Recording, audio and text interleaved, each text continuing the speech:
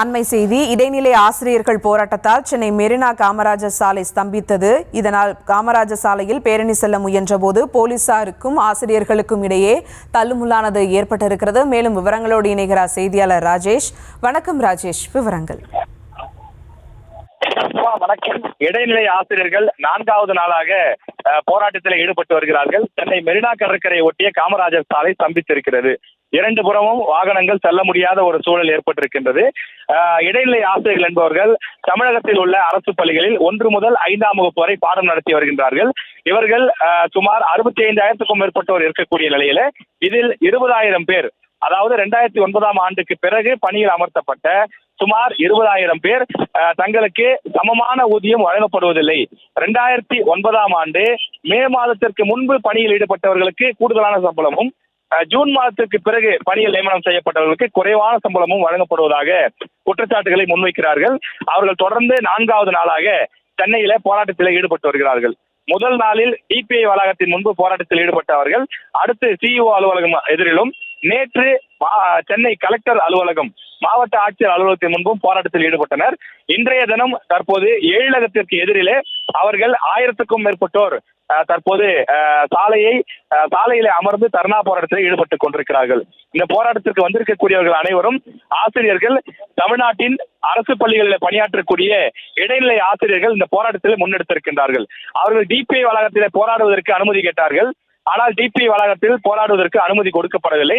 அதன் காரணமாக அவர்கள் பல்வேறு அரசு அலுவலகங்களை முற்றுகையிட்டு போராட்டம் நடத்தி கொண்டிருக்கிறார்கள். தற்போது எழிலகம் என்பது நமக்கு தெரியும் எவ்வளவு ஒரு முக்கியமான பகுதி என்று. தமிழ்நாட்டினுடைய பல்வேறு அரசு துறைகளுடைய அலுவலகங்கள் எழிலகத்தில் இருக்கக்கூடிய அந்த கேம்பஸில் தான் செயல்பட்டுக் கொண்டிருக்கிறது. இந்த சூழ்நிலையில தான் தற்போது இடைநிலை ஆசிரியர்கள் சாலையில அமர்ந்து தர்ணா போராட்டத்தில் ஈடுபட்டுக் கொண்டிருக்கிறார்கள். சுமார் 1000க்கும் மேற்பட்ட ஆசிரியர்கள் கையில் பதாகைகளுடன் அவர்கள் இந்த போராட்டத்தில் ஈடுபட்டுக் கொண்டிருக்கிறார்கள். அவர்களுடைய ஒற்றை கோரிக்கை என்பது சம வேலைக்கு சம ஊதியம் வேண்டும்.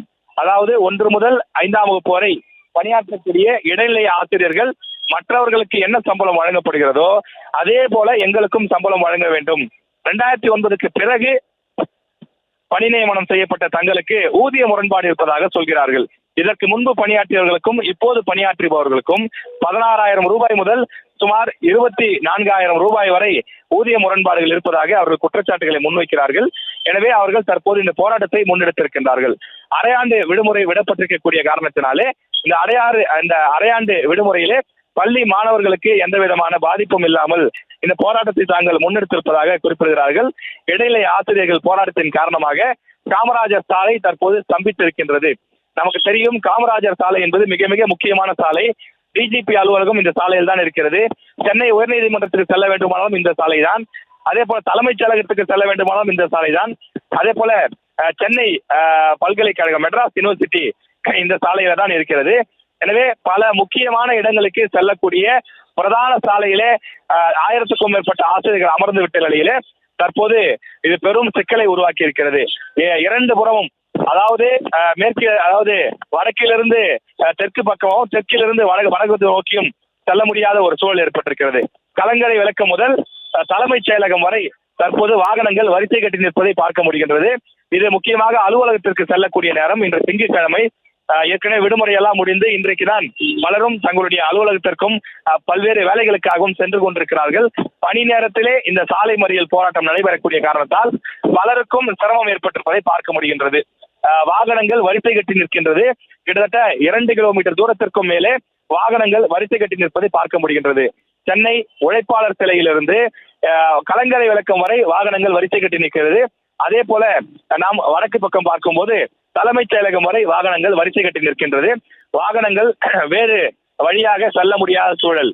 ஏனென்றால் மெரினா கடற்கரை, இந்த ராஜாஜி சாலை, காமராஜர் சாலை வழியாகத்தான் அடையாறு செல்லக்கூடியவர்கள், திருவான்மியூர் செல்லக்கூடியவர்கள் என பலரும் செல்வார்கள். பல்வேறு வேலைகளுக்காக புறப்பட்டு சென்றவர்கள் தற்போது சாலையிலே மாட்டிக்கொள்ளக்கூடிய ஒரு சூழல் ஏற்பட்டிருக்கிறது. காவல்துறையினர் தொடர்ந்து ஆசிரியர்களிடம் பேச்சுவார்த்தை நடத்துகிறார்கள். இவ்வாறு போராட்டம் நடத்துவது தவறு, உங்களது கோரிக்கையை நீங்கள் அரசாங்கத்திடம் கொடுங்கள், சாலையில் வந்து அமர்ந்து இது போன்று பொதுமக்களுக்கு இடையூறு செய்வது சட்டப்படி தவறு என்று சொல்கிறார்கள். ஆனால் நாங்கள் எங்களுக்குரிய இடமாகிய கல்வி நிலையம், அதாவது டிபிஐ வளாகத்திலே போராட்டம் நடத்த முற்படுகிறோம். ஆனால் நீங்கள் எங்களுக்கு டிபிஐ வளாகத்தில் போராட்டம் நடத்த அனுமதி மறுக்கிறீர்கள்.